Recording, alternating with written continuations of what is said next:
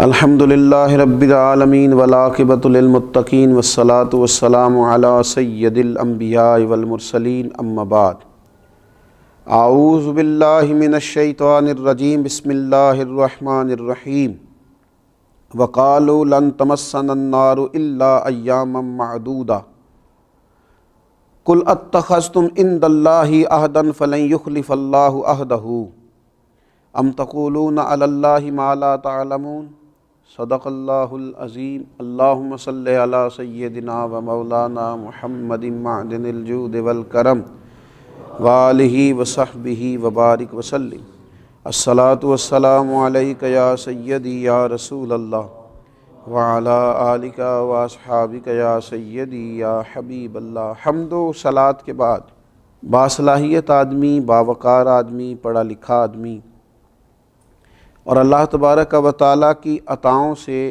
مضبوط ذہنی اور فکری بنیادیں رکھنے والا آدمی بھی بعض اوقات زندگی میں کوئی کارنامہ سر انجام نہیں دے پاتا۔ اس کی وجہ یہ ہوتی ہے کہ ڈھیر سارے لوگ ایسے ہوتے ہیں جو اپنی زندگی خوش فہمیوں میں گزار دیتے ہیں۔ اسی طرح بڑے لوگوں کے بیٹے، ان کے مزاج کے اندر بھی خوش فہمیاں اس قدر زیادہ پیدا ہو جاتی ہیں کہ وہ بھی اپنی زندگی میں کوئی کارنامہ نہیں کر پاتے۔ یہ جو خوش فہمیاں ہوتی ہیں نا انسان کی، یہ اس کے لیے بہت بڑی روحانی بیماری بن جاتی ہے، ایک بہت بڑا روگ بن جاتی ہے۔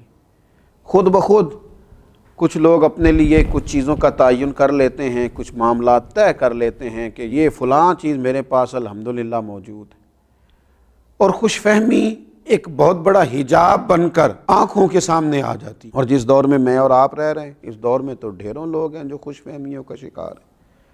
اور ہمارے دینی، مذہبی، روحانی ماحول کے اندر تو آپ دیکھیں اس قدر زیادہ خوش فہمیاں، میں فلاں پیر صاحب کا بیٹا ہوں، میری فلاں جگہ نسبت ہے، میں فلاں تعلق رکھتا ہوں، فلاں کے ساتھ بھئی اچھے گمان رکھنا برا نہیں۔ اللہ والوں کی نسبت بڑی چیز ہے، خدا دے یہ دولت تو یہ بڑی چیز ہے، لیکن آپ یہ بھی تو دیکھیں جن کی نسبت پر آپ اتنی خوش فہمی کا اظہار کر رہے ہیں، ان کا مزاج کیا تھا؟ وہ کبھی کسی خوش فہمی کا شکار نہیں ہوئے، بلکہ انہوں نے ہمیشہ کوشش کی کہ جد و جہد کریں، اعمال صالحہ جمع کریں، اللہ تبارک و تعالیٰ کی رضا والے کام کریں، صبح و شام اپنا محاسبہ کریں، اپنے آپ کو اس قابل بنائیں کہ اللہ تبارک و تعالیٰ رحمت فرمائے اور رب کی رحمت متوجہ ہو اور ان کے لیے اللہ تعالیٰ جنت کا فیصلہ فرمائے۔ لیکن ڈھیر ساری خوش فہمیاں۔ قرآن مجید فرقان حمید نے یہ اہل یہود کا طریقہ بتایا ہے کہ وہ بہت خوش فہمیوں کا شکار تھے۔ کہیں تو وہ کہتے تھے کہ ہم اللہ تعالیٰ کے بیٹے ہیں، اللہ کے پیارے ہیں معاذ اللہ۔ کہیں وہ کہا کرتے تھے کہ یہ جو آخرت کا گھر ہے نا قیامت کا، ہے ہی فقط اہل یہود کے لیے۔ کن ان کانت لکم الدار الآخرۃ عند اللہ خالصۃ من دون الناس فتمنوا الموت ان کنتم صادقین۔ تو اللہ فرماتا ہے محبوب علیہ السلام آپ ان سے کہیے کہ اگر آخرت کا گھر خالص تمہارے لیے ہے، دوسروں کو چھوڑ کر صرف تم ہی جاؤ گے جنت میں، تو پھر موت کی تمنا تو کرو۔ مرنے کے بعد ہی جانا ہے نا تمہیں جنت میں، تو تمنا تو کرو ان کنتم صادقین، اگر تم سچے ہو۔ لیکن ہرگز کبھی موت کی تمنا نہیں کریں گے، کیونکہ انہیں پتہ ہے انہوں نے آگے کیا بھیجا ہوا ہے، تمنا نہیں کریں گے۔ لیکن روز دعویٰ کرنا، آپ دیکھ لیں بہت سارے لوگ آپ کو ملیں گے، ان کا دعویٰ ہے اوہو الحمدللہ بڑی نسبت ہے، بڑی ثنا خوانی کی ہے، بڑا کام کیا ہے، فلاں کام بڑا کیا ہے، لیکن محلات بھی بناتے جا رہے ہیں، تعمیرات بھی ہوتی جا رہی ہیں، بنگلے بھی تیار ہو رہے ہیں۔ بھئی اگر آخرت کا گھر آپ کے لیے بقول آپ کے، تو پھر آپ کا اٹھنا بیٹھنا آنا جانا تو بتاتا ہے کہ آپ تو مرنے کو تیار ہی نہیں ہیں، آپ کا تو ذہن ہی نہیں ہے، آپ کا تو کوئی ارادہ ہی نہیں ہے، آپ تو دنیا داری اس طرح جمع کر رہے ہیں اس طرح ہمیشہ یہی رہنا ہے، جانا ہی نہیں۔ خوش فہمیوں سے باہر آیا جائے اور خوش فہمیوں کے خواب سے آنکھیں کھول لی جائیں۔ قرآن مجید فرقان حمید ارشاد فرماتا ہے اہل یہود ہی کے لیے، انہوں نے کہا پہلے تو وہ کہتے تھے ہم جنت میں جائیں گے، پھر کہنے لگے اگر کبھی دوزخ میں گئے بھی تو چند دنوں کے لیے جائیں گے، اور ان میں سے بھی بعض لوگ کہتے تھے وہ چند دن جو ہم نے بچڑے کی پوجا کیا وہ اتنے ایک دنوں کے لیے دوزخ میں جائیں گے، اس کے بعد تو پھر جنت بھائی ہماری ہے۔ تو رب فرماتا ہے وَقَالُوا لَن تَمَسَّنَا النَّارُ إِلَّا أَيَّامًا مَّعْدُودًا، انہوں نے کہا ہمیں دوزخ کی آگ نہیں چھوئے گی بلکہ گنتی کے چند دن، بس گنتی کے تھوڑے سے دن دوزخ میں جائیں گے۔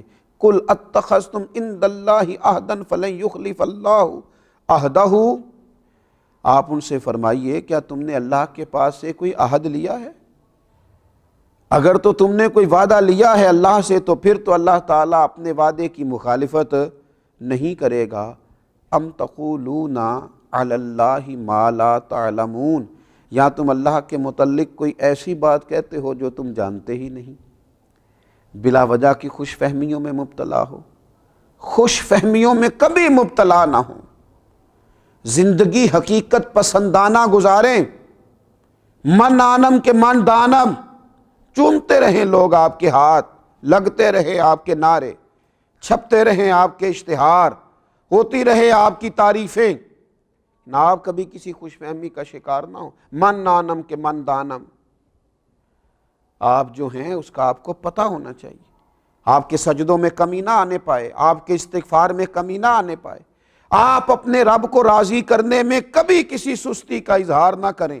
اللہ کے بندوں کی شان یہ ہے کہ والذین یبیتون لربہم سجدا وقیاما، رات سجدے اور قیام میں گزارتے ہیں۔ والذین یقولون ربنا اصرف عنا عذاب جہنم ان عذابها کان غراما، ساری رات سجدے اور قیام میں گزارنے کے بعد صبح کہتے ہیں مالک ہم سے اپنا عذاب دور رکھیو، بے شک تیرا عذاب بڑا سخت ہے، ہمیں سزا نہ دیجیو۔ اور راتی ساری کر کر زاری، نیند اکھاں تھی توندے، تے فجرے اوہی گناہگار کہاون سب تو نیویں ہوندے۔ خوش فہمی میں مبتلا نہیں۔ امیر المومنین، خلیفۃ المسلمین، پیک کرے صدق و صفا، پیک کرے شرم و حیا، داماد مصطفیٰ صلی اللہ تعالی علیہ وسلم حضرت سیدنا عثمان غنی رضی اللہ تعالی، کئی بار میرے نبی پاک علیہ السلام نے فرمایا عثمان جنتی ہے، عثمان جنتی ہے، عثمان جنتی ہے۔ پر حضرت عثمان غنی جب کسی قبر پہ کھڑے ہوتے تو اتنا روتے کہ داڑھی مبارک آنسوؤں سے بھر جاتی۔ غلام عرض کرتا حضور کئی دفعے جنت کی بشارت پانے کے باوجود آپ کا یہ حال ہے؟ تو فرماتے تمہاری بات درست ہے، میرا یقین بھی کامل ہے کہ مجھے میرے رسول پاک علیہ السلام نے جنت کی بشارت دی ہے، پر جس محبوب نے وہ بشارت دی انہی نے فرمایا تھا کہ آخرت کی منزلوں میں سے، قیامت کی منزلوں میں سے پہلی منزل قبر ہے۔ جو یہاں سے کامیاب ہو گیا وہاں بھی ہو جائے گا، جو یہاں ناکام ہو گیا وہاں بھی ناکام ہو، لہذا ڈر آتا ہے، خوف آتا ہے، کہیں اللہ تبارک و تعالی ناراض نہ ہو جائے، خوف آتا ہے۔ یہ ہے خوش فہمیوں سے نکل جانا، حقیقت پسندانہ زندگی گزار۔ یہ روگ ہے بہت بڑا، بڑے سارے لوگ ہیں بڑا کچھ بن گئے، میں ٹیچر ہوں، میں بزرگ ہوں، میں قاری صاحب ہوں، میں علامہ صاحب ہوں، میں پیر صاحب ہوں، میں استاد صاحب ہوں، میں فلاں صاحب ہوں، بن گئے بس ٹھیک ہے بن گئے۔ یہ خوش فہمی ہے، اس سے آگے بھی تو دیکھے نا۔ اور پھر اگر تیرے پاس کوئی نیکی ہے تو تیرے پاس کیا گارنٹی ہے کہ اس کی بارگاہ میں وہ قبول بھی ہے کہ نہیں؟ جو رب کے بندے تھے وہ تو قبولیت کے لیے ترستے رہے، ساری زندگی دعائیں مانگتے رہے کہ کریم تو قبول فرما لے۔ تو خوش فہمیوں کے جنگل سے باہر آئیں، حقیقت پسندانہ زندگی گزاریں۔ اللہ تعالی ہم سب کو حقیقت پسند بنا دے۔ وما علینا الا البلاغ۔